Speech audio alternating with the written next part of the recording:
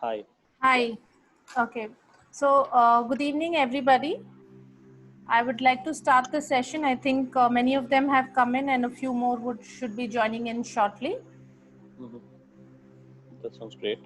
Yes. So, thank you all for joining in for today's webinar session.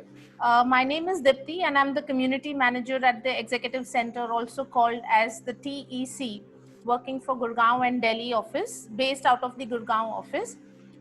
For some of you who are not familiar with TEC, we are a premium service office space provider. We have private offices, enterprise solutions, some custom spaces, virtual office options, different meeting rooms and conference room options that are available. We've been in Asia for the last 26 years. Currently, we have about 135 centers across 14 countries in 32 cities, spread across Asia, Middle East, and also Australia, to name a few countries. I also am part of the global community team where we organize different offline and online events and also form different B2B partnerships. So, considering the current scenario, the unprecedented situation that all of us are in, we started the global community webinar series where we conduct different webinars on different topics like health and wellness, industry insights, leadership development, and similar topics which will be beneficial for all the people. So if anybody is interested in partnering or also showcasing any of your product or services, you can contact me separately and we can certainly take that forward. A few quick reminders. Please do keep a pen and paper handy to jot down any pointers or anything that Punit will be sharing today. He will not be following a presentation format because it's going to be a very interactive session. So he would give us out a few tips, how to do the flow and everything in terms of content writing. So anybody who wants to jot down, and if you based on the kind of questions that you put across, he would accordingly answer them. So there is no standard set presentation format that will be following right now. Do keep your microphones on mute to avoid any kind of disturbance during the session. If you have a question, yes, you can unmute yourself and do ask your question, or alternatively, you can also use the chat box feature wherein you can type out your questions right there and Puneet will be more than happy to answer them. We also have a last 10 minutes for the Q&A session. So you can also reserve your questions for the last 10 minutes or to make it completely interactive, you're free to do so. So that will be divided into 4 sections. So as in when there is a requirement, you can type out your question at the chat box. So I would like to quickly give an introduction to our speaker today, Punit Tripathi.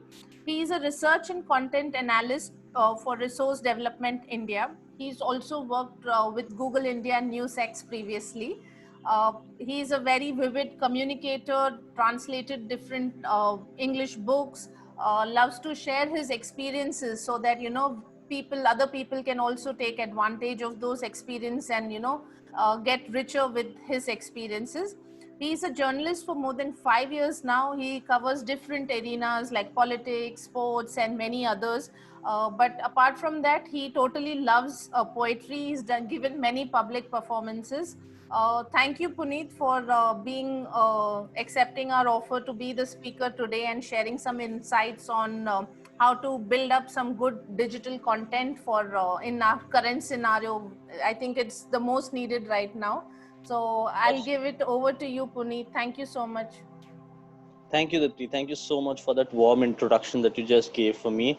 A very good evening to everyone. For people who have joined in from beyond the borders, I think someone from your headquarters has joined in. Thank you very much for joining in. I'm sure I would try my best to make the session as interactive and as interesting as possible. First and foremost, the first thing that I'm going to do is I'm going to ask everyone if I'm audible or not. So for most people, I would be audible. If I'm not audible, just write no in the comments box. If I'm not audible. For most people, I would be audible, I'm sure. If I'm not, please write no in the comments box. It's right below your screen. Rajeshri says yes. Thank you, Rajeshri. I just need people who I'm not audible to so that we can solve that problem. We can do the troubleshooting and then we can start off with the session.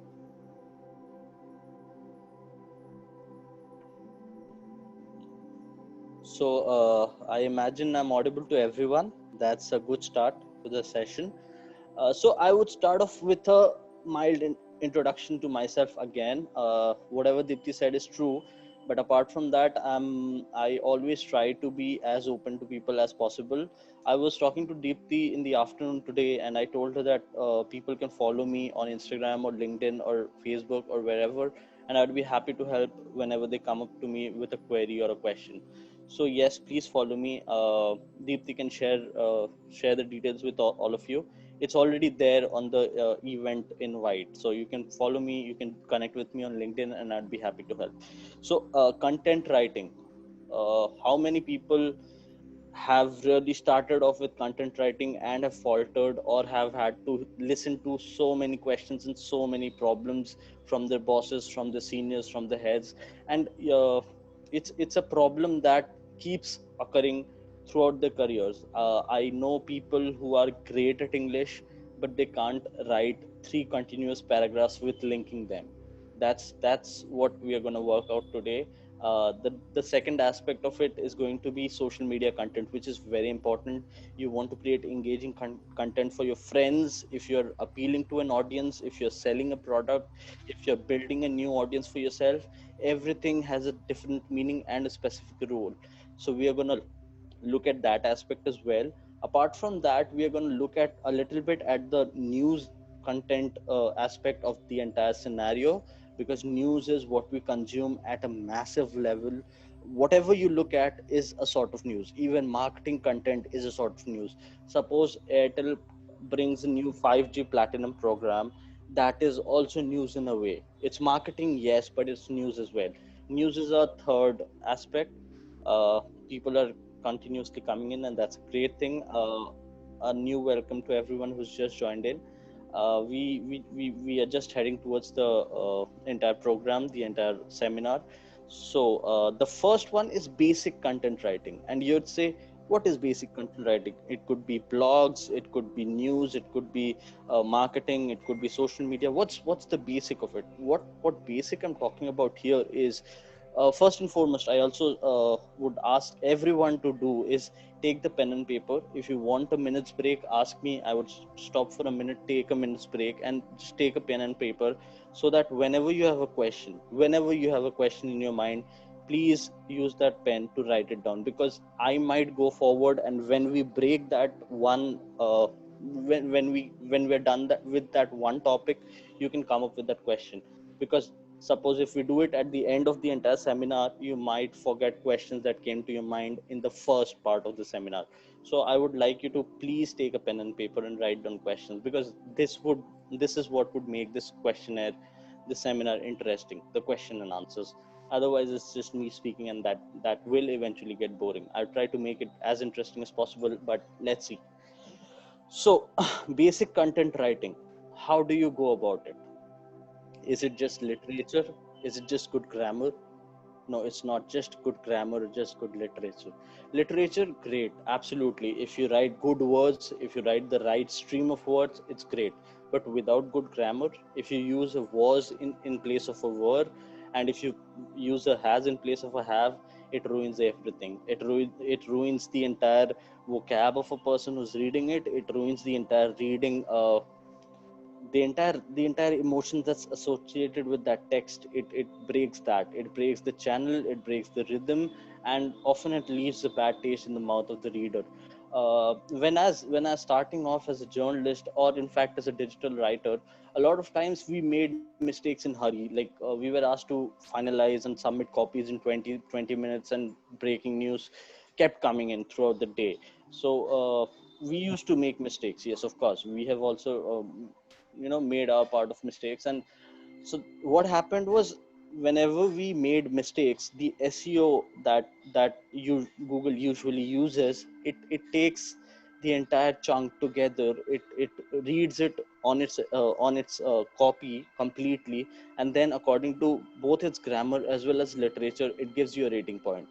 The search results on Google, it it is depicted by how well you work on the entire copy. It's not just the first paragraph, it's not just the second paragraph, it's the entire copy. You can You cannot keep making mistakes in the third paragraph and think, oh, it's the third paragraph, I make a mistake, it's not a problem, the Google will only pick the first two paragraphs. No, Google doesn't pick only the first two paragraphs, it picks the whole copy. And if you make grammatical errors, it pushes you down. If you make bad language mistakes, and or very short sentence like uh, I want to go to the market, that's okay, that's a good sentence, but you cannot keep making sentences of this size for an entire text. It seems very boring and it seems very pausey. You read it like, I want to go to the market, I want to go to school, then I'm gonna go here. This is very breaky. Do you understand? The basic of content writing is, whenever you're forming a text, a sentence, make sure you make it as long as one breath. At least try. Like, for example, I'm just going to give it to you this way. Having a social media strategy and action plan based on your unique business goals, resources, and available time is essential to your success. This is an entire sentence with two commas. Yes, so there were pauses, of course, but this reads complete. Did you get a you get an audio satisfaction or correctness if you read enough text. You got to read newspapers for that, and you got to read them out aloud. That's very important. You got to read a lot of books to get your literature right, and obviously your basic grammar should be right. You can learn that at any age. It's not rocket science. So let's move on to basic content. Okay. uh, and yes, if in today's digital world, let me just start off with making you understand why content or making right content is so important. Because content is as important as the design. It's as important as the design and aesthetics of your website. Because uh, people come to your website not looking at the color. They search something on Google. Maybe I'm just talking about a marketing content or something. If someone comes to your website directly, great, but they're not going to stay just looking at photographs. At times they do, but that's a very niche and very small audience. Mostly they read what's there and then they stay. So it's as important as the design and aesthetics of your website, because it drives the search engine results. That's what I'm trying to make you explain here. Your search engine results will drive your website higher up the order.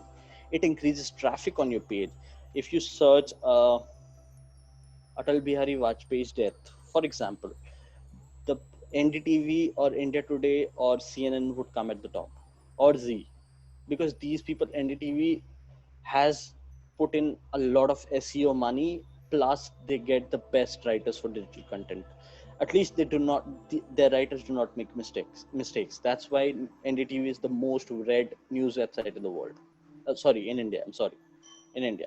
So yeah, it also basic correct content writing also establishes your organization as an industry leader. In a way, the more traffic you get, the more sales you get. So that's why it's important. If Amazon or SBI is higher used on the podium on the number of websites India uses, it's because their content is always clean. They don't make grammatical errors. They make sure their paragraphs are interlinked. So let me take you to the point wise. I'll break it down for you in points. So let's just make it a little easier for you. So first things first, that you have to do always, this stands out for every content except social media. You have to write a head turning headline. You have to make sure that your headline is as dramatic yet true, if I put it that way, and it has to touch a chord if it's an emotional story.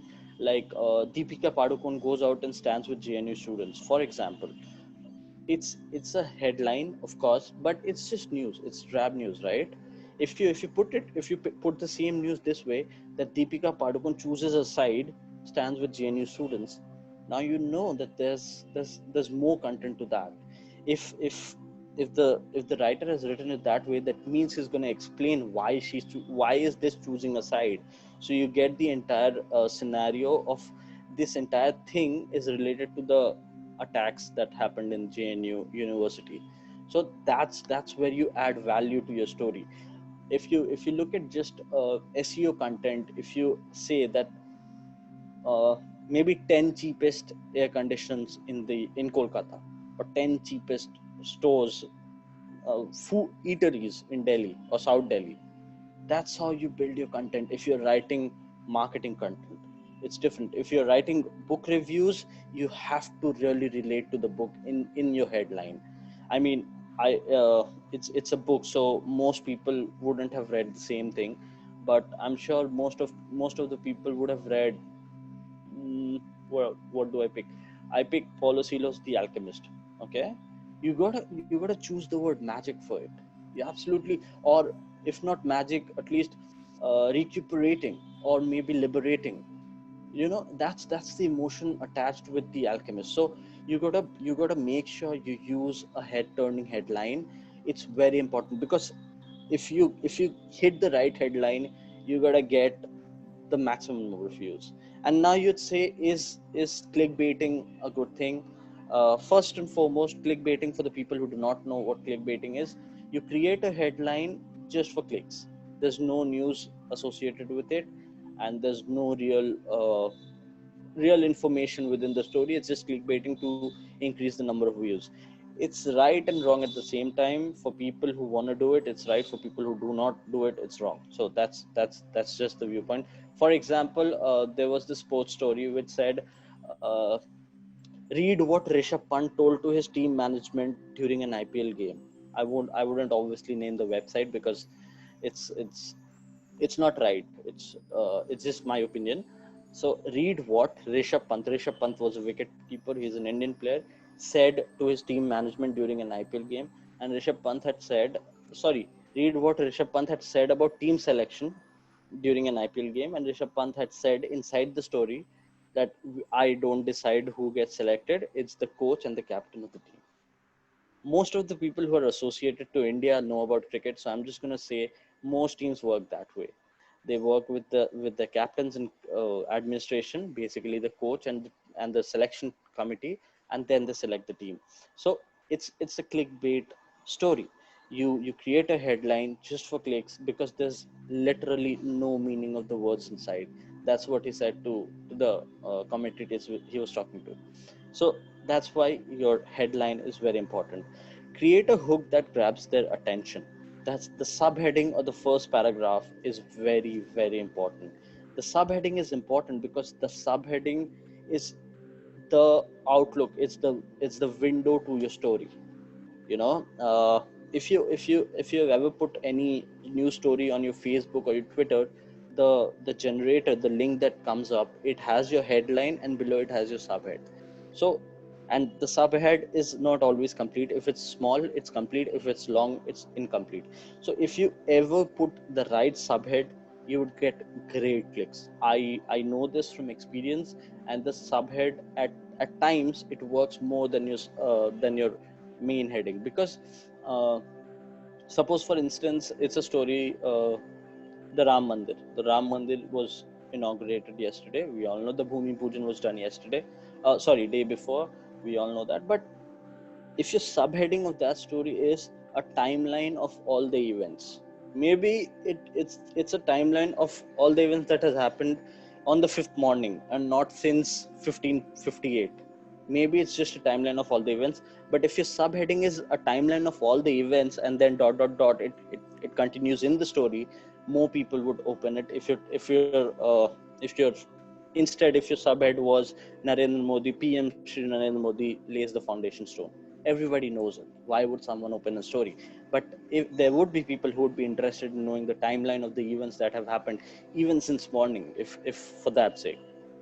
So that's why your subhead is very important. Now, creating a buzz from your headline, your subhead, and then the first paragraph, your landing should be very correct. It's very, very important. If your first paragraph is usually depicted by the kind of story that you're doing. If it's a news, like very newsy thing, you write it in an inverted pyramid format. I'll let you know when we discuss news. But if it's a feature, if it's a blog or a feature, you usually explore a different theme, a different I'm sorry, a different theme, a different topic, and then you correlate it with whatever you're thinking in your mind. So, for instance, if it's a story, it's a news story, and it's a feature story. whoever loves dance here, I'm sure a lot of people know it's very simple, similar to how dancing works. You start off with a good step, you add a little bit of good content, and then there's a hook step. So until you come to the hook step of your feature, which is the main story, you have to keep keep your audience in hook.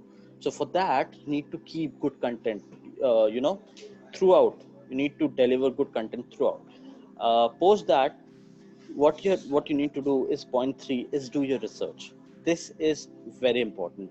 I know, I just told you guys that we used to complete stories in 20 minutes and breaking stories would keep coming in, and that was the era when we really did not get time to do a lot of good research. But yeah, for someone who's writing for the first time, or a beginner, or maybe even an intermediate, you guys gotta make sure that your research is right.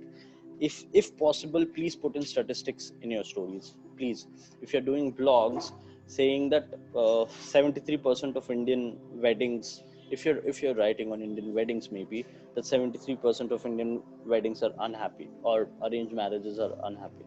That's not a correct statistic. I'm just giving you an example to make your stories more creditable. That's something that helps you a lot. It says that when you use one or two very accurate numbers in your story, it adds a lot of credibility to your entire story. So please add numbers if you can, statistics if you can. And even if you do not do that, please do your research right. Make sure your ears are right. Make sure whatever content you want to write is straight, directed to your target audience. You don't waver around just for finishing 400 words. So how do we study the statistics? Rajashri, we'll get to the questions as soon as we are done with this session, this section. Okay? Yeah, we'll come to that. Thank you. Good question. The next one is focus. The next point is focus on a single purpose. It's very important on what you're trying to deliver through your article, news piece, blog. If you're just writing emotions, it's a blog, great. You could write anything and share it with your friends. If you have like-minded friends, they'd love it, they'd maybe share it. But if you're trying to do it for a company, you're doing either marketing, or you're sharing news, or you're disseminating information. That's just how this world of digital content revolves. So you got to make sure that what your target is, you have just that in your mind while you're writing it. If you're trying to sell a product, you got to name it n number of times in your article, because that's how marketing content works. The more, if you're searching for Samsung air conditioners, the more number of times you add it to your article in a correct way, in an SEO way, the more the chances are it to appear higher. So that's how it functions. If you're writing a news, a better subheading, a better title, a better description, everything will come into place. So you just have to focus on the goal that you have right in front of you. If you're working for just your own blog, for disseminating information and your feelings, great, write a blog, stay happy, it's all good. But if you're doing it for a company, please make sure that you think of what your purpose is and then head in the right direction. Okay. uh, so we move on to the next point, which is writing in a unique voice. How do we integrate SEO into our content? Rajesh, will get to all the questions. Please write it down, and we'll take the questions at the end of section 1. This is just section 1. We'll get there.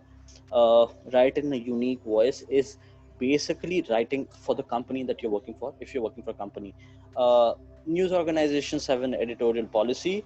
uh, I would keep this session apolitical, so we wouldn't get there.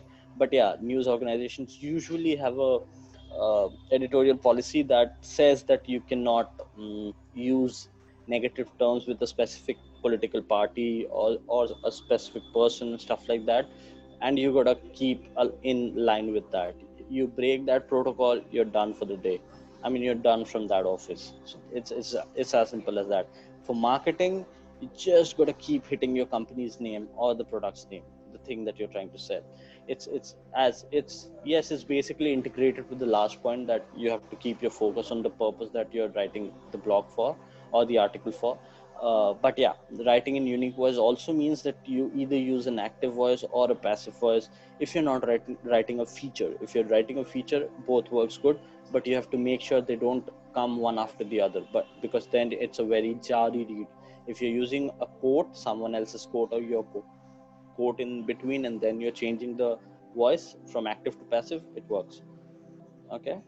And yeah, so this is one thing that I've seen a lot of websites not do, and they are already established, so you'd question that, yeah, they got there and now you're saying not to do it. But for starters, it's a good trick, or for beginners it's a good trick. You have to optimize whatever you write in a way that you have to write short paragraphs. Don't write too long paragraphs, like maximum go up to four sentences or five sentences, that's best. You have to write average sentences. Please write average sentences, not too long that you have to break your breath and then read again, or not too short that I'm going to the market. That's okay. That's a conversation. That's not a sentence. A sentence is, I'm going to the market to buy essentials, or maybe uh, I'm going to the market to buy essentials and groceries and stuff like that. That's a complete sentence. At least make sure you add value to what you're going to say. Conversations are okay, but that they are not sentences. If you're writing conversations in the story, you're basically trying to create drama. That's what most of it is. And yes, if you can, if you're writing content, if you can write bulleted points in your content, it usually gets a little bit of favor from SEO. And I just gave away three tricks for SEOs, for Rajesh, or everyone else who's interested in how to optimize our content, how to make it better. Write short paragraphs, write short or average size sentences. Average size is better. And take bulleted points if you can, wherever you are. Write at the end of the first section what is most important all the time. This works in every sector, even on social media. What's most important is, at the end of it, edit your work. Make sure that you do clean, concise content. You edit your work right, and there are no mistakes left. Yes, obviously, everyone will make mistakes at the beginning, but the lesser the better. That's how we work. Okay. So we are done with section one. I would like to know, how did you guys like it? And we already have, I think, two questions from Rajashri. I'm opening the chat box. If anyone has question, please send that across in the chat box. You can write it down in the message, and please make it interesting. If you have one question about one word that I said, that why would you use that word there, and it's wrong, and I've seen something else somewhere else, please come up and please tell me. It's going to be amazing, because interaction is best. Rajashri says liked your first session. So thank you, Rajashri. How do we study the statistics? There are multiple websites that tell you about the number of reads you get. Amazon Alexa is one of them. For websites which are bigger in size, suppose news websites or sports websites, they buy the subscription of Amazon Alexa, because most websites host their content. Like, the host of most websites is Amazon Alexa. So it has the numbers of your landing page and how many people are starting your website at that point of time. So basically, Amazon Alexa is where you get to study the statistics of any website. I think the basic is free, like the number of reads and the bouncing rate and stuff like that. That's free. But if you really want to go to a dedicated research kind of a thing, that how many people read my website from this part of the month to this part of the month, or how did one particular story do, then you'll have to buy the extended link and everything from Amazon, obviously. How do we integrate SEO into our content? Rajesh, you gotta practice writing more in a way that you don't make grammatical errors, you don't make errors such as bad transitions from paragraph 1 to paragraph 2. You gotta interlink them in some way or the other. It's very important. And yeah, uh, other thing is, I gave you 3 points already. You got to write short or average size sentences. You got to write small paragraphs, and you got to use bulleted points. So that's very important. What else can be used to add credibility in case stats and figures aren't required? That's an amazing question, Shashi. Thank you so much. So what else can be used to add credibility in case stats and figures aren't required? if you're I'm imagining that it's a personal story, or it's an emotional story where stats and figures do not come in. If you incorporate your personal story or someone you know their story to the entire issue, it adds a lot of credibility, because then the person can reach out to you and you can always tell your part of the story.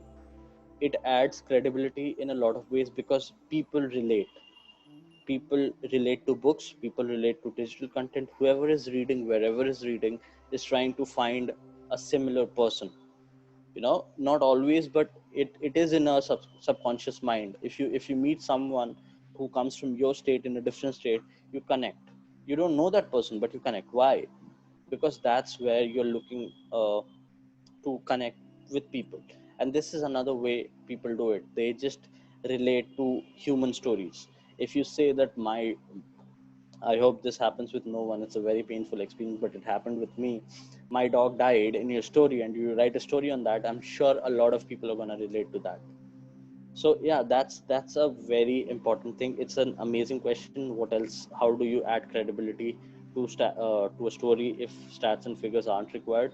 Please write personalized stories if you can. Even examples would do good. Like, my mother was sitting right here and she was whining about pain in her legs, and then I applied this gel, and it kind of comforted her. That's a good marketing story. Who wouldn't want their parents to be comfortable? So that's something that I'm trying to look at here. If you really you know if you really enjoy writing, and if you don't want to put stats and figures in, please use personalized stories, and that I think would help a lot. Do we have questions in this round? I don't think we have more questions in this round. Sonia, hi Sonia.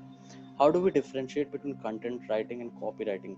Sonia, that's these are completely two different aspects of writing. Content writing is basically news writing, or blog writing, or maybe social media content writing. They are absolutely different thing from copywriting. Copywriting are basically two different things. There are two wings of copywriting. One is when you do copywriting for advertisement. It's basically you write copies for graphics, you write copies for social media posts of marketing companies, or you write copies for advertisements, jingles and stuff. That is copywriting. Another copywriting that's very rarely used in the normal media jargon is what's used in radio. If whatever radio says, it's copywriting as well. Like whatever an artist says is copywriting as well. So there is very basic differences in both content writing and copywriting. Copywriting is it tickles your brain. It has grown smarter since the 1970s and 80s, and I absolutely love good copywriting.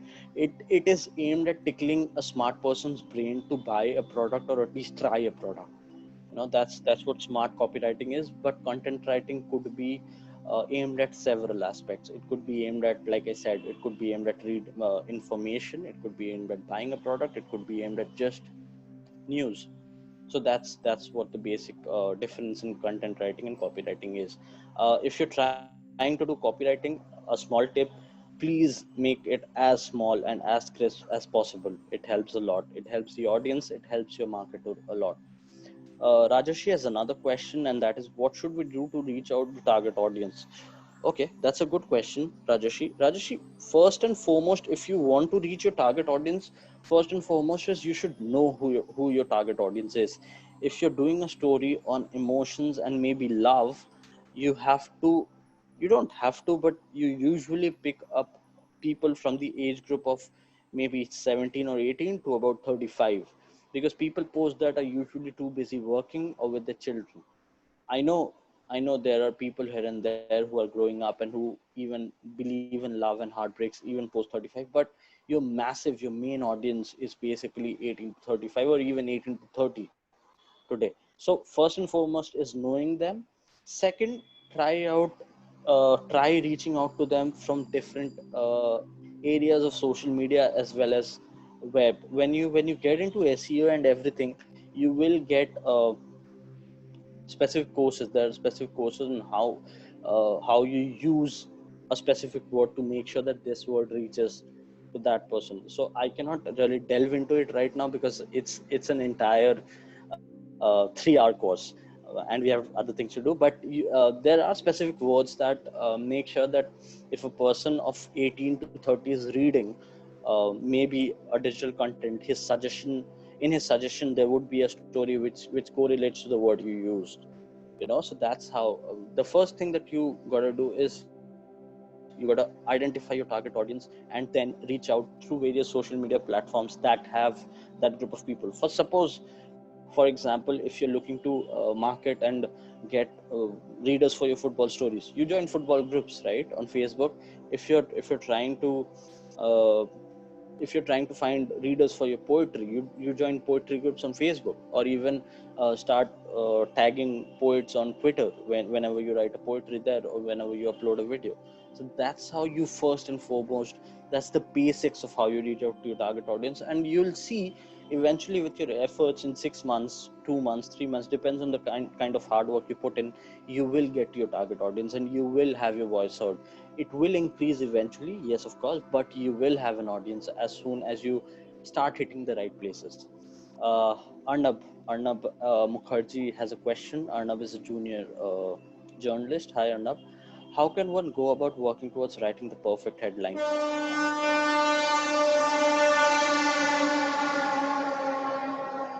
I'm sorry for my house is near the railway lines, so yeah, I'm sorry for this break.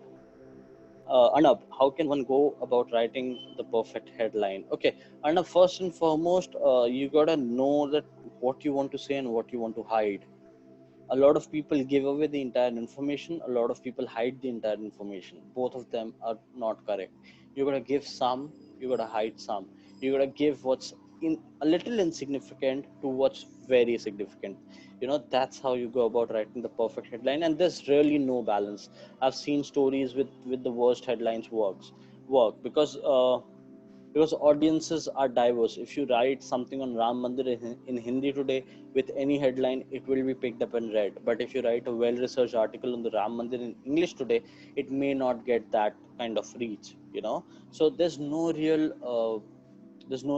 link to a great headline uh, to the number of readers it will reach.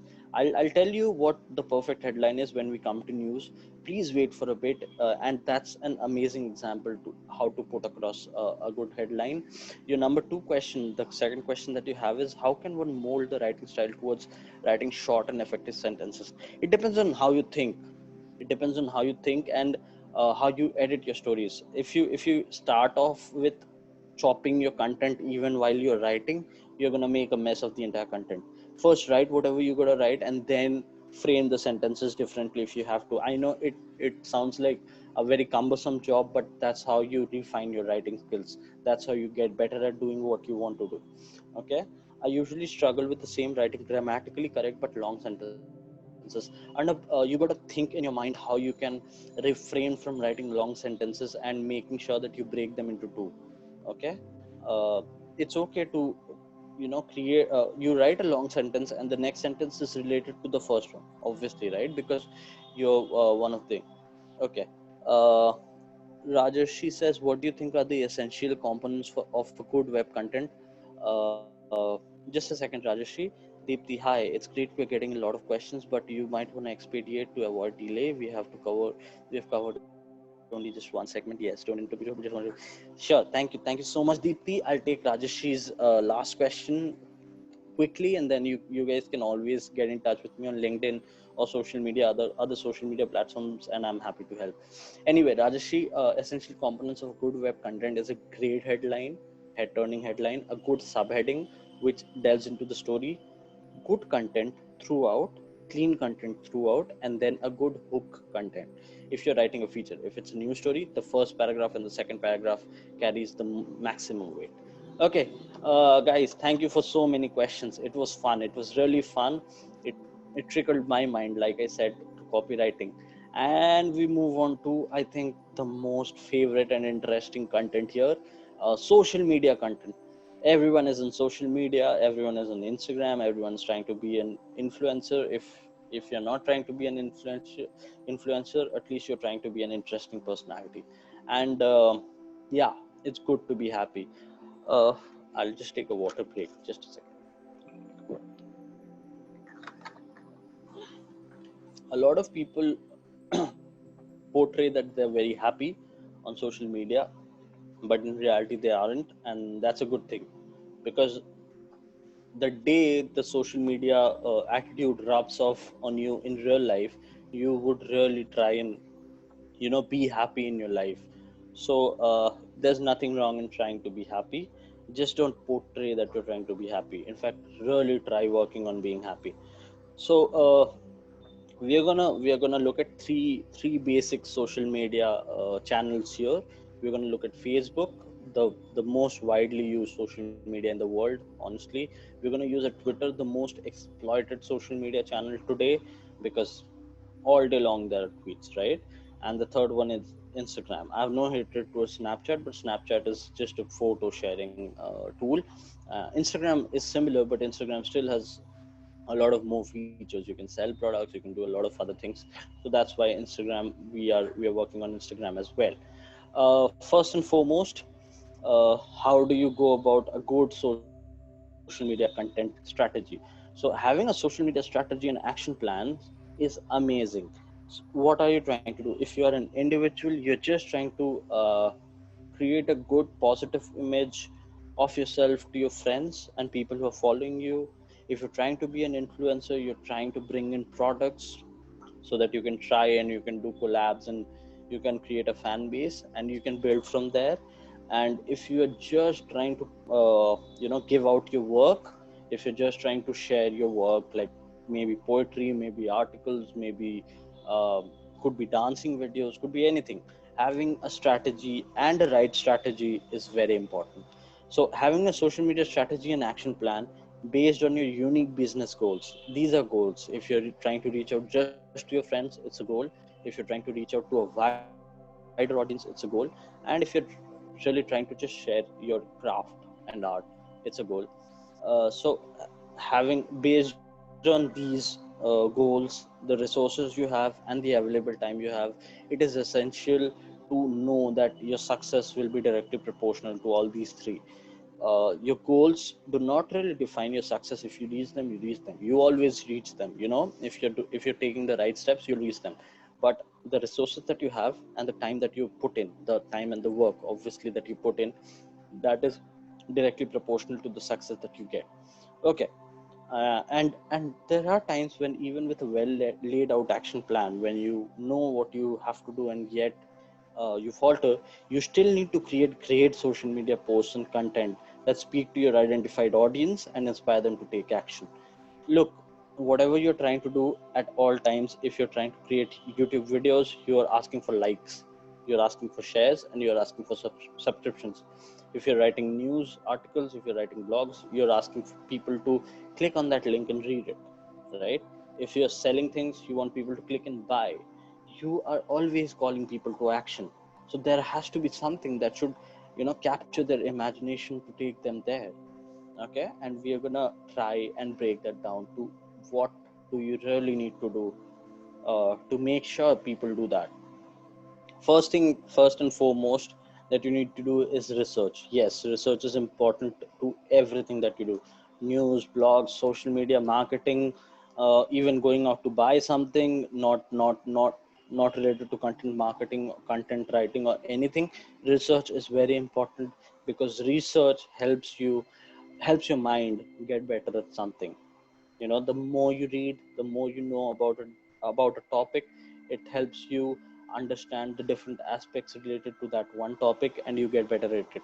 If you open a link right now, if you just search Google for 10 best supermarkets in Delhi, for example, you would get three different links, and you'd read all three, and that's a form of research for supermarkets.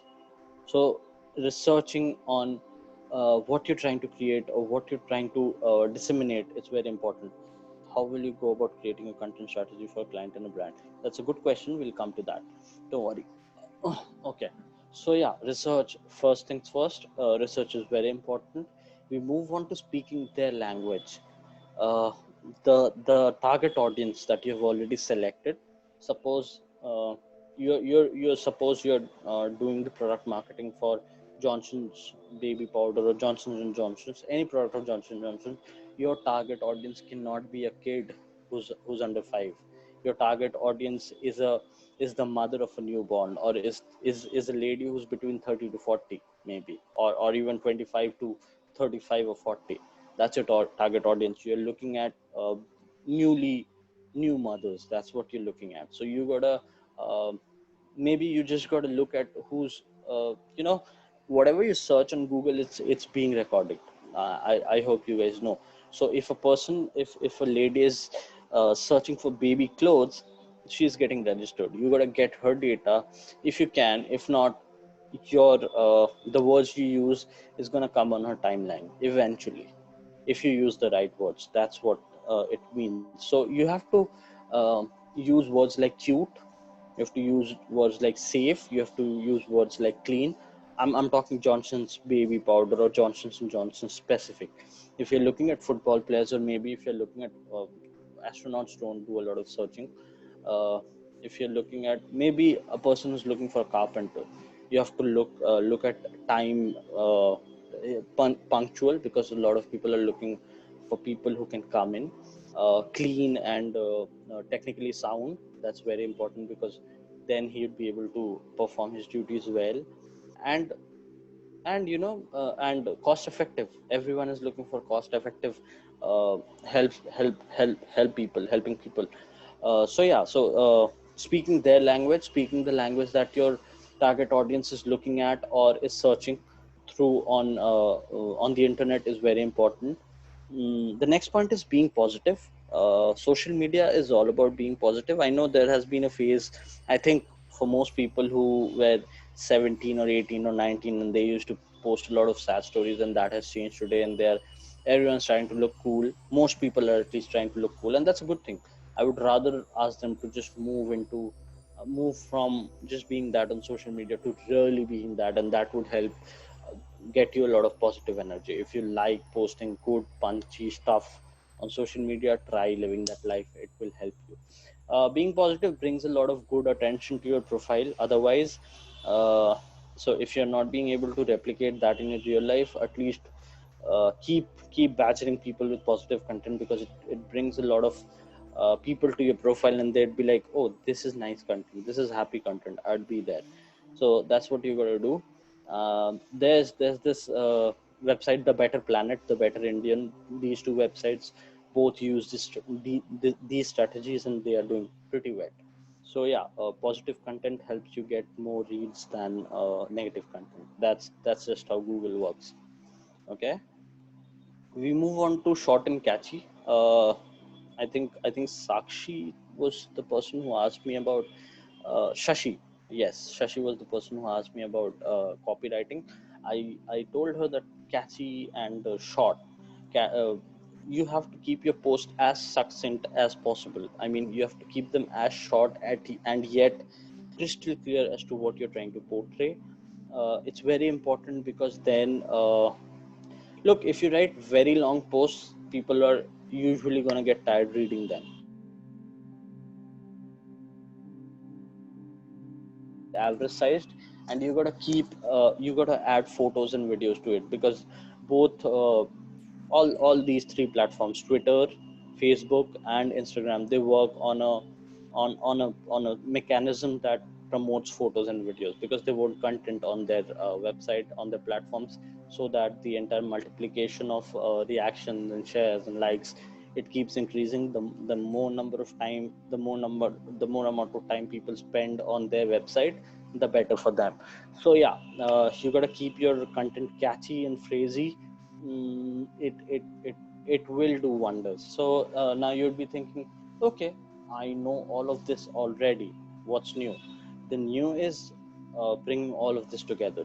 You have to make sure that your research is right. If you are maybe you have all of you have what is a good size in terms of watch. Sashi will get there. It's different for uh, every platform. I'll come back to your question. That's a good question again. Okay. You must be you Everyone must have seen a good website working out there on Instagram, which is for women, which is selling dresses or earrings or shoes. And for men, I'm sure shoes they've seen first copy shoes or second copy shoes or even originals or jerseys or t-shirts. Everyone has seen that on Instagram. Everyone has seen those pages on Facebook that sell products. They're still running, and they're still running because they do something right and they're earning enough revenue to make sure that they run. So these are the tactics that they use. A, it's the need of the product, needs of the person. India has enough population and it will always have a demand. That's a great thing India has, but you need to keep uh, it's a bullet theory. It's called the bullet theory. You have to keep shooting people with what they want. So that's what bullet theory says. If you keep giving people what they want, they're not gonna complain and they're gonna keep buying. So that's one thing you gotta do. So we have reached to the end of social media content in a way that where is a good place to find or hire skilled freelance copywriter. I'm not sure where the most talented ones offer their services. Do you have any advice, recommendations from participant? I can't read your name. I'm so sorry. It shows participant. I'll come back to your question as well. Okay. I, I I said the most important thing really on social media is calling to action.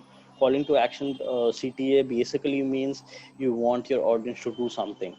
Uh, I know for Instagram, if you write, please like this photograph, it sounds very, I don't know, desperate in a way. But yeah, people usually scroll and like photographs. If they don't, it's okay. If they like something, they will like something. So you have to really create content that's really likable, so they will like it. Okay. Moving on. Okay, let's move on to the questions now. Rajesh, I think, had the first one. Yes. How will we go about creating a content strategy for a client or a brand? This is the first question. I'll come on to every other question that's been sent by all of you. Thank you so much. Rajesh, it's a good question. How will you go about creating a content strategy? Look, first and foremost is knowing your target audience. Again, it's very important. If you're maybe look. A brand is usually just trying to create a brand image in the mind of the customers that yes, we are a good brand. Like Amul has done amazingly well. Amul, you know that if you're going out to buy milk or milk products, Amul is the brand you go to. Like Colgate had for the I think until the last decade, Colgate was the go-to brand for toothpaste. People used to say that Colgate lete aana instead of toothpaste lete aana. So that's what brand image is, and Amul has done a great job. So you just got to keep a clean image. If you're looking for a brand, if you're working for a brand, it's for brand image. If you're working for a client, it could be a specific product as well. For a product, you got to look for a target audience. For a brand, it could be a much wider space, because Tata is a brand. Tata produces from salt to cars, and you look at the brand image of Tata. We all believe in Tata because it's Indian, it's made in Indian. It has created a city which is amazingly well, and it's got products which we really believe in. So that's what brand image is all about. You trust in a name, you trust in a company, and that's brand image. But if you say for a client, it's different. Absolutely, it's completely different. For example, if you're trying to sell oil for Imami, you got to look at whether it's a male oil or it's a female oil, or it's a unisex oil. If it's a unisex oil, you could give it to any person who's in the category of 30 to 50 or maybe 25 to 50. You could target anyone. So, and then you look at the pros of the product. You got to iron out the cons of the product, and then you got to create a marketing and advertising strategy, and then you go about. So that's how you create a good content strategy. And obviously you have to look at channels. It's again a very wide question which we can discuss later. This is what I could explain to you in gist. Moving on to Shashi. Hi Shashi. That's a nice question again. What is a good size in terms of words? Shashi, there's no specific number. If you I'll give you still I'll let you know one short hack about it. If you start writing a post on Facebook, and if you click on post after you're done writing, if you have to click on read more, it's a bad size. You understand what I'm trying to say? If you click on read more and and a page opens up, or even just one line opens up, it's a bad size. That's how Facebook analytics and algorithm works. If you could curtail your content in just that top heading with a good clean positive image, or maybe an informative image, that's a good content to have. For Instagram, it's usually 120 words. Keeping it within 120 words works really well. Beyond that, people have to again click and read more, and only people who are used to spending a lot of time on Instagram or on your timeline would read that content. On Twitter, it's 280 words. Every tweet is very small. It's usually just 280 characters. I'm sorry, but make sure on Twitter, always make sure you use the right hashtags. It should correspond to the industry you're targeting at. Like if you're writing for the cricket industry, hashtag Indian cricket, or just cricket, or the boards that you're talking about. It could be anything, but make sure you use the right hashtags. Next question is from participant to everyone. Where is a good place to find higher skilled copywriter, freelance copywriter? I'm not sure whether most talented ones offer their services. I think LinkedIn is a good place. LinkedIn is a really good place. And if you go to marketing websites, a lot of people get their bylines, marketing websites. Usually they say editorial team, or the website names team. But if you really delve into it a little further, you'd see some good writers get their bylines, and you can click on their links, you can go to their social media, you can talk to them, and you can get there. But I think you shouldn't have a problem if you just write a Twitter post or an Instagram post or a Facebook post, that you need a good skilled freelance copywriter, because there are a lot of good copywriters in the market available pretty easily. But yeah, LinkedIn is a good place to start. You write a post, there will be shares. You ask your friends and people you know to share, and they'll share, and I'm sure a lot of people would come to your doorstep. uh, Sashi, thanks. That was really helpful. No problem, Sashi. Thank you so much. Rajeshi has another question. How do you keep yourself motivated in the midst of cumbersome and repetitive work? This is more of psychological than editorial and content. You just gotta keep pushing yourself, because you want to do the best that you can. That's the only suggestion that I can have on this, because a lot of people have been doing it for a long time, and they keep doing it because they find, if not happiness, they find a little bit of pleasure giving out information.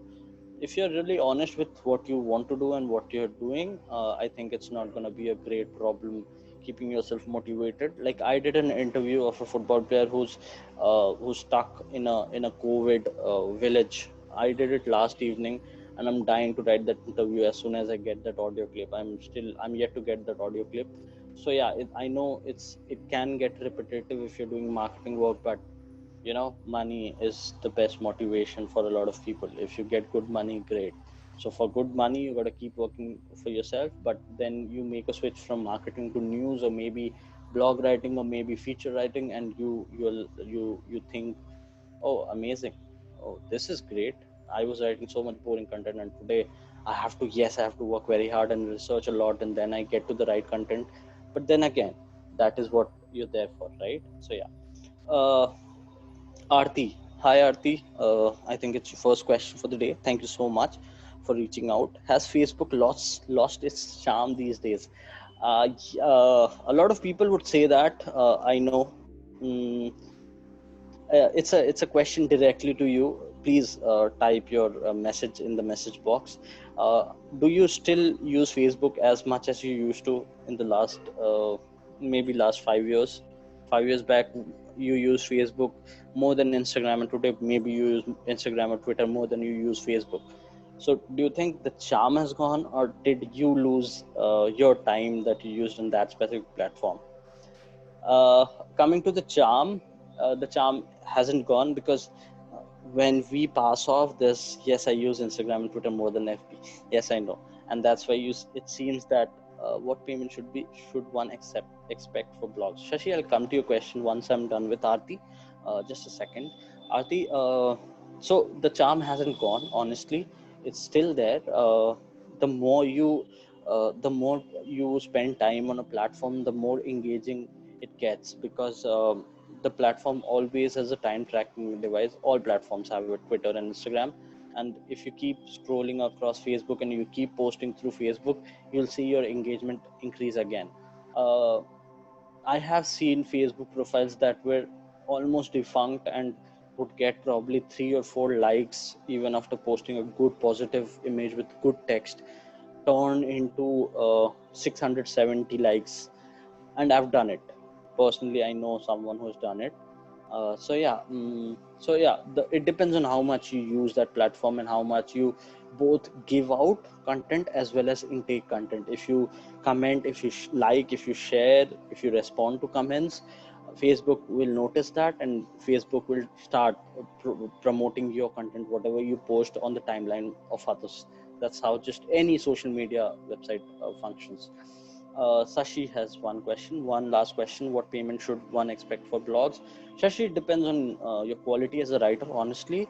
The second thing is it depends on website to website. If you write for NDTV, they pay pretty well. If you write for Scroll, like I have written for Scroll in the past, so they pay in thousands. They pay in fact 5 figures, not in 4 figures. They pay in 5 figures, and that's a great website to write. But they expect content from you, like well researched content where you take care of every aspect of that story. So yeah, so it depends on, and there have been I've also written for websites at the start of my career where I used to be paid in hundreds. Honestly, a couple of hundreds, or maybe 300 or 400 or 500. It depends on the website that you're working for, and it depends on the kind of work that you're willing to deliver. How much should a freelance content writer charge as per WordStorm? Rajesh, it's a similar question. It just depends on what work you're doing and for who you're doing, and it depends on what quality you deliver. It's been amazing talking about social media, and honestly, I would move on to my favorite beat, really. Deepti, you want to say something? Oh, you notice that I unmute myself. Oh, Thanks. I get a little bit of audio in my ears. Yeah. Okay, Puneet, Mm. we had ideally scheduled it for an hour. So Oh, okay. if you, I mean, I think it has been very good because there's so many questions coming and everything.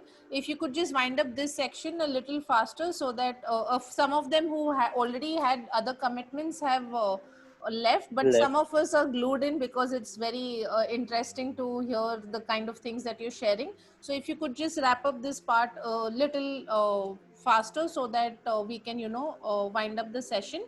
And for Hmm. everybody who have questions, please reserve it for the end, or you can also reach out to Punit individually a little Please. later. Hmm. The link of his ID is on the invites. Yes, of course. Yeah. So. I think we have two aspects of it left. I've talked about marketing, so let me just roam through the just the news aspect of it. Marketing pay, maybe I'll come at the end and we'll wrap it up. I'm so sorry, guys, for taking a little more time than I expected to. I should have scheduled it longer, and I'm really Deepti. Please extend my apologies to the people who have left because they had to, and I understand, obviously they had prior commitments. So coming to news, and my favorite part, in a lot of ways, I know a lot of people won't be interested, but let me break it down for how the industry really works for you, uh, at least per the digital side. So a news comes in, a reporter sends in a news, and all you have is one line or two line. For example, PM Modi is about to speak on 7th August at 11 a.m. on this topic. That's all you get from a reporter. Okay. Whatever you have to do is build an entire story on it. If you're writing a news story, it's usually in inverted pyramid format in which the first two paragraphs contain five W's and one H. Now, what are five W's? It's who, I mean, who's doing what, what is he doing, where is he doing it, who I already encapsulated, who, what, the, which, which will. Shrikant Kasturi raised hand. Hi, Shrikant. Can you please text what you want to say? Sorry, got to go. Thank you for this. Thank you so much, Aati. You were amazing. That was a great question. Please reach out to me on LinkedIn if you have anything else, and please connect to me. Thank you so much. Okay, so yeah, there are five W's and one H that that encapsulates the first two paragraphs of a news story. The five W's are usually what, who, uh, which, sorry, when, where, what, who, why, and how. Yes, who did it, or who's doing it, what is that person doing, when is he doing it, where is he doing it, why is he doing it, and how is he going to do it. So these are the five W's and one H that encapsulate the first two parts of a news story mostly. It goes across platforms and everything. If you read a news story, how is a news story usually built? The government of India or the Modi government announced who did what, the Modi government did what, announced. Okay, so that's how it's framed. The first two paragraphs is usually framed that way. Now I'm quickly gonna come to Arnab's perfect headline question. I don't know whether he's here or not. I hope he is. Uh, anyway, I'm just gonna give it out anyway so that you guys can really know one thing. I am here. Hi, Arnab. Okay, so there was we all know that there was this world war happening in the 1939, started in 39 and went on till 45. The BBC was there, the British Broadcasting Corporation was there, and uh, there was this one moment when British fighter planes flew away. Okay, flew away. They fought with the German forces, and a reduced number came in.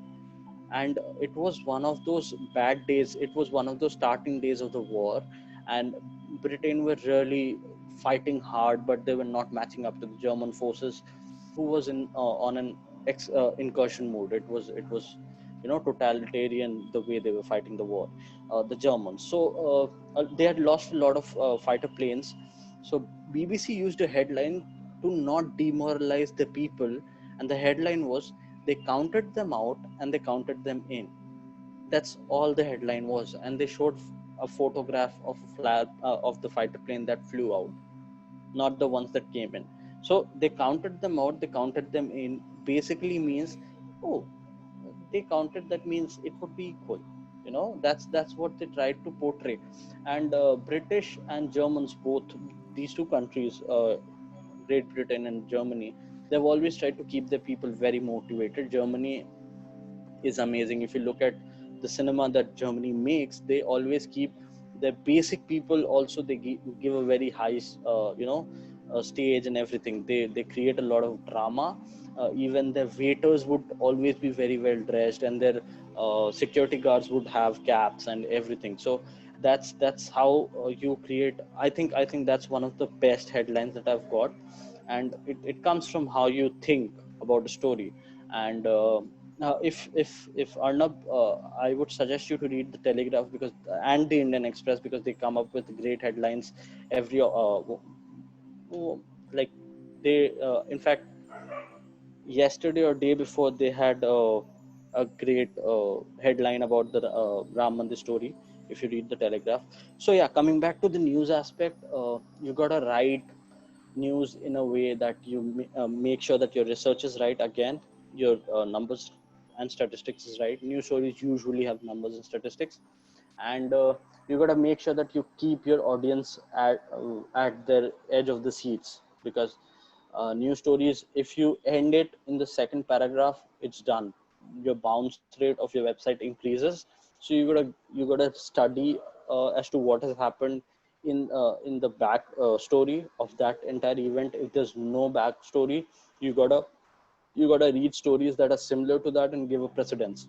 you know like, this is something that legal stories use a lot. If you read what happened in a case on websites like Law and Order, and there are several websites like that, if you read those websites, you would see that they use precedences. Precedences basically mean, if a judge ruled in favor of a specific party which is not right in your mind or something, the writer goes back in history and picks up another event where a similar thing has happened, where a similar judge has given justice in favor of a person who's really parallel to the story.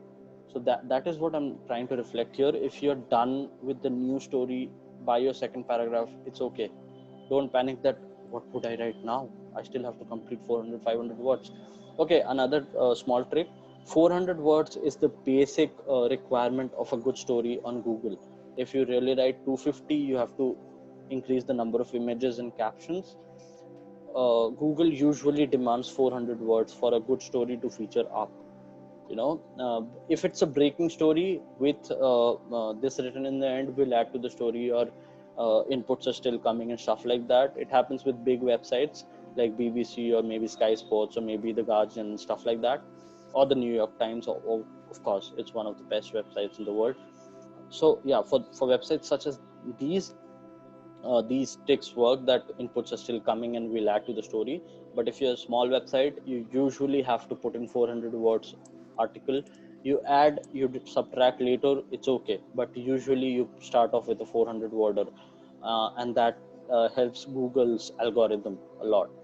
Okay, so these were a couple of things that I wanted to share with you. Arnab also had another question: how to write the best start first paragraph. Arnab, stick to the rules of writing. You know how news writing goes. Five W's and one H in the first paragraph. If you're writing feature writing, please don't jump into the topic.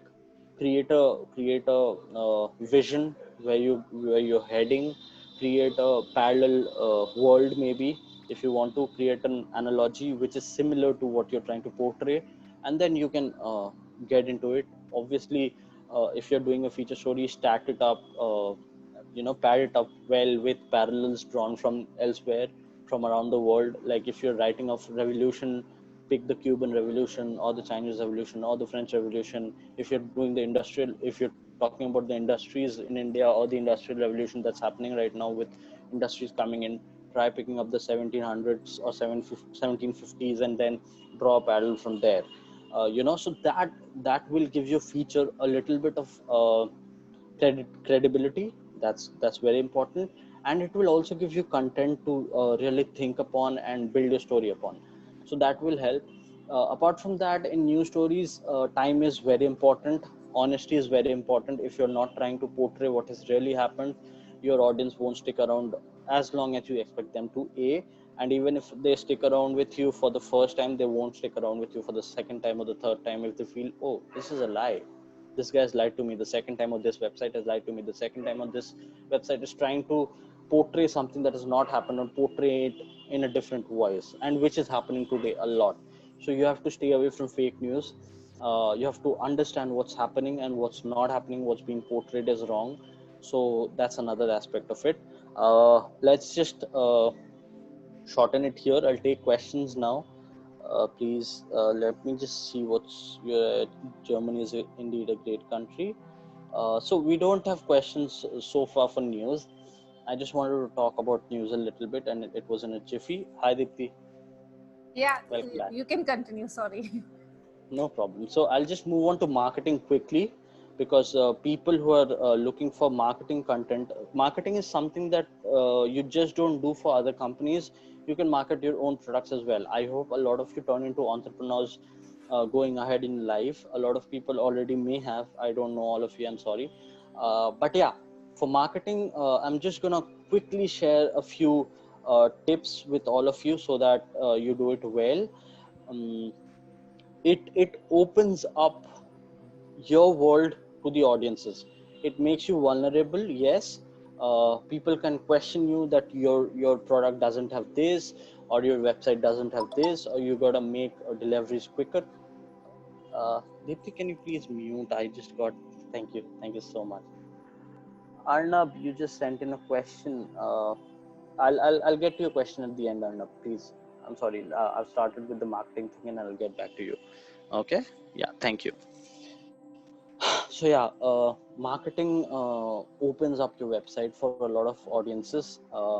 People who are looking for a specific product will come to you and then will question you that why doesn't that product have everything that they want. You can't satisfy everyone, but yet you have to satisfy a person's 80% or 90% of the demand, and only then he buys, or maybe 60% to 70% if you do not have a competitor.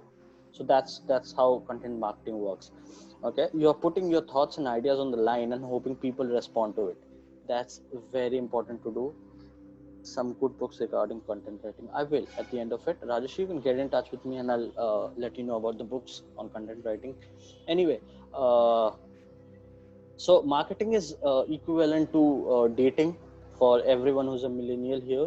It's very similar to dating. You take a risk, it falls off, it runs great. That's how marketing works. I have seen very small websites get on the second rank of Google search results with the right SEO and marketing content.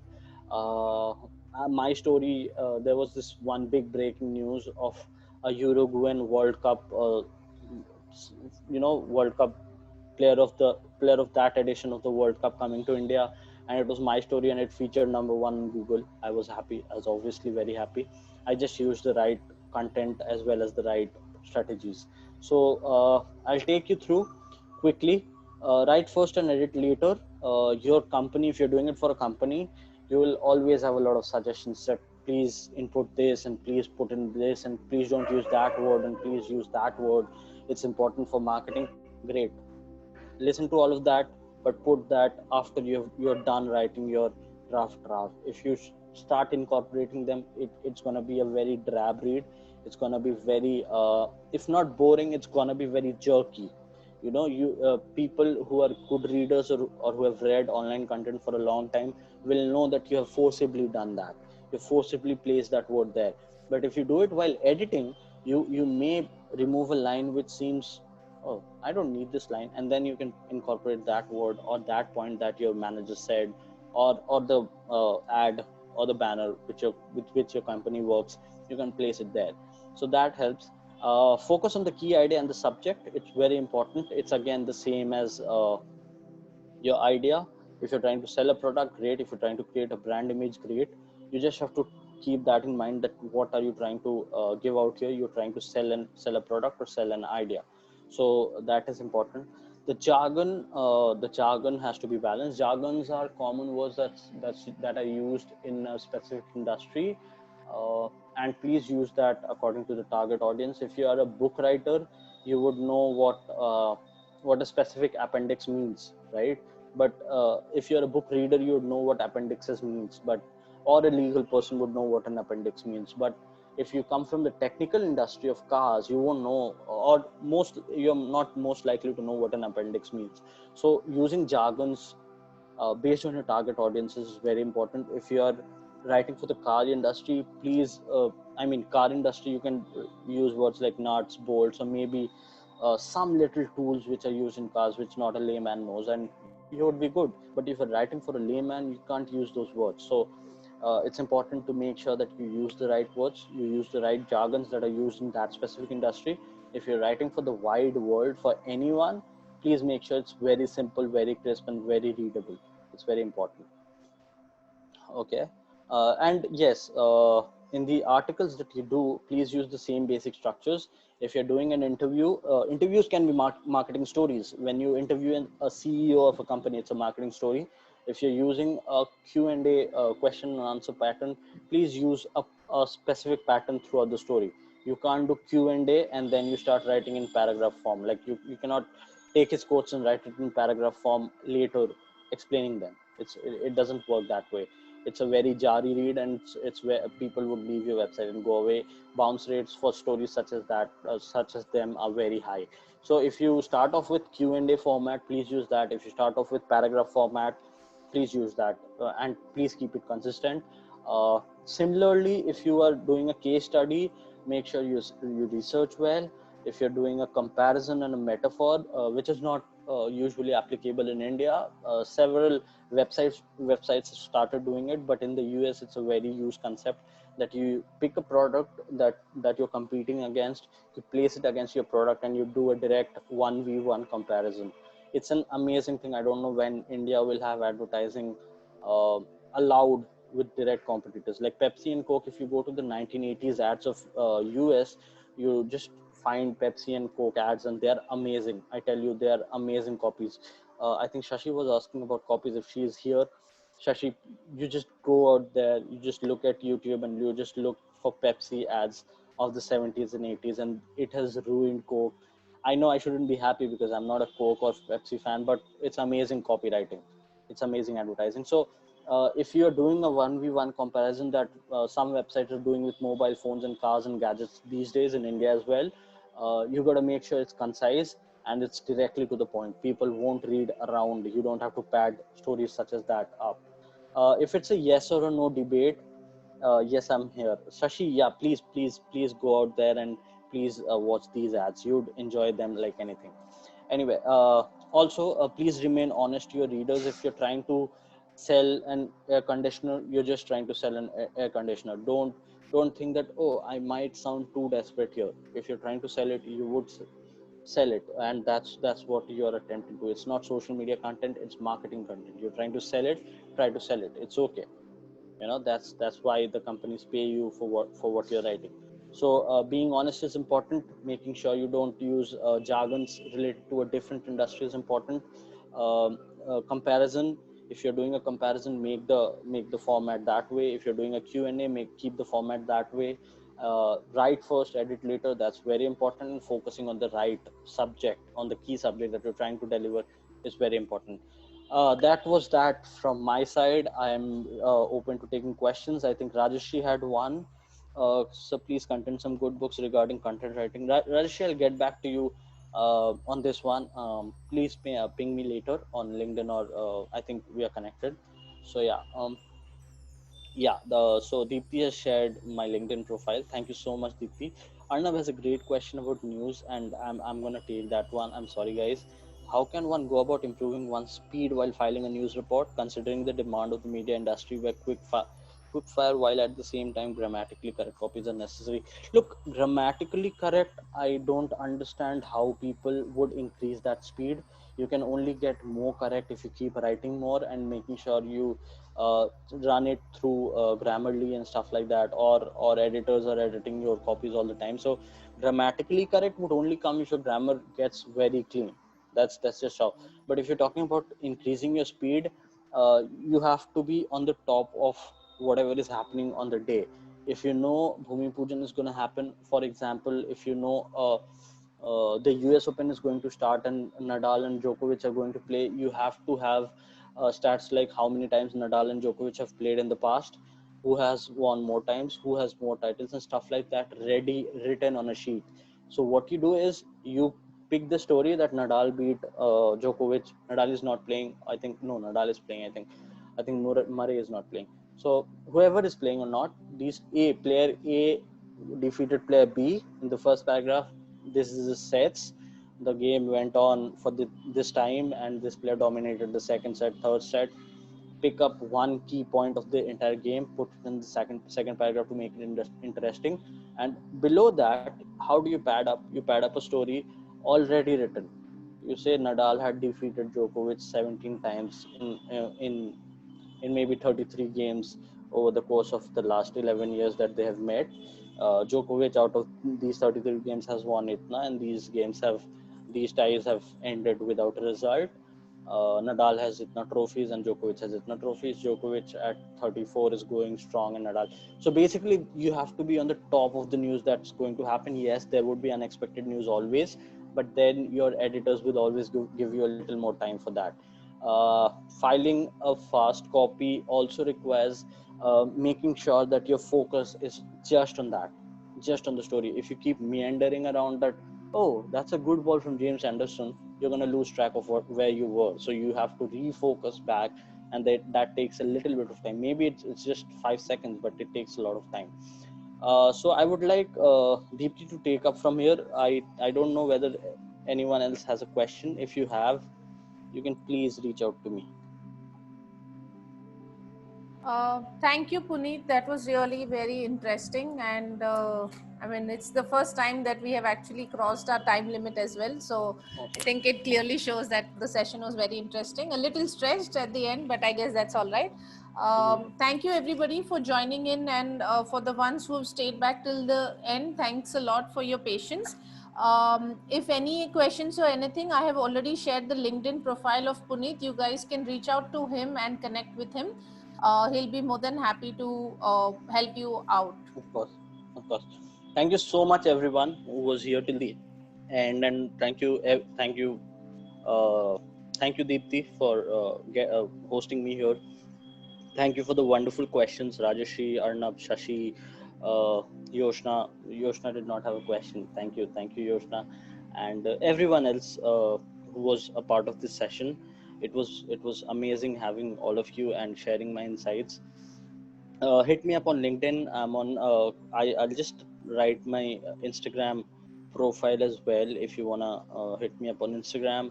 The Facebook profile as well if you wanna reach out to me on Facebook. These two are my Instagram and Facebook profiles right there.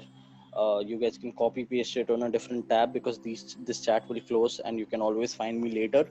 Uh, so yeah, it was good. It was great. Thank you so much. I hope I could help you a little bit with whatever experience I have so far, and looking forward to hearing from all of you. Thanks, Thank you. Punit, again. Thank you, Thank you, everybody. Dipti. Have a great weekend. Bye bye. Bye bye. Take care.